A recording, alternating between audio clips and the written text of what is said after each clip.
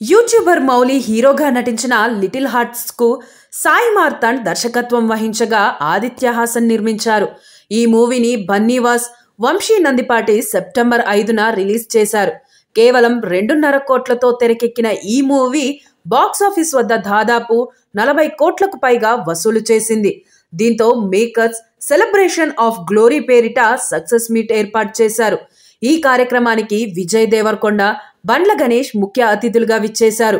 బండ్ల గణేష్ మాట్లాడుతూ, సినిమా అంటేనే కష్టాలు, కన్నీళ్లు, బాధలు అన్నీ ప్రిపేర్ అయి రావాలి. కానీ 100 కోట్లలో ఒక ఆయన మాత్రం దీనికి అతీతులుగా ఉన్నారని అన్నారు. ఆయన స్టార్ కమెడియన్ కు కొడుకుగా పుడతాడు. మెగాస్టార్ కు బామ్మర్దిగా, ఐకాన్ స్టార్ కు తండ్రిగా ఉంటాడు. ఎప్పుడూ కాలు మీద కాలేసుకుంటాడని అన్నారు. ఆయనెవరికి అందుబాటులో ఉండడు. ఆయన కావాలనుకున్న వారికి మాత్రమే అందుబాటులో ఉంటాడంటూ అల్లు అరవింద్ గురించి మాట్లాడారు. అది జీవితం అంటే.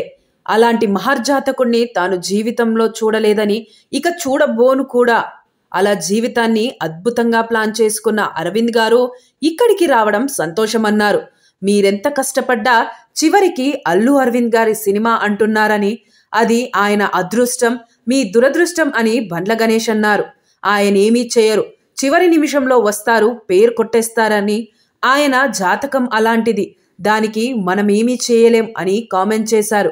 ఈ కామెంట్స్తో అక్కడున్న వాళ్ళు షాక్ అయ్యారు. దీంతో బన్నీవాసు స్పందిస్తూ, అల్లు అరవింద్ గారు పుట్టాకే అల్లు రామలింగయ్య గారు స్టార్ కమెడియన్ అయ్యారని, ఆ విషయం బండ్లన్నకు తెలియదేమో, మా అందరికీ అరవింద్ గారే ఆదర్శం అని చెప్పుకొచ్చారు.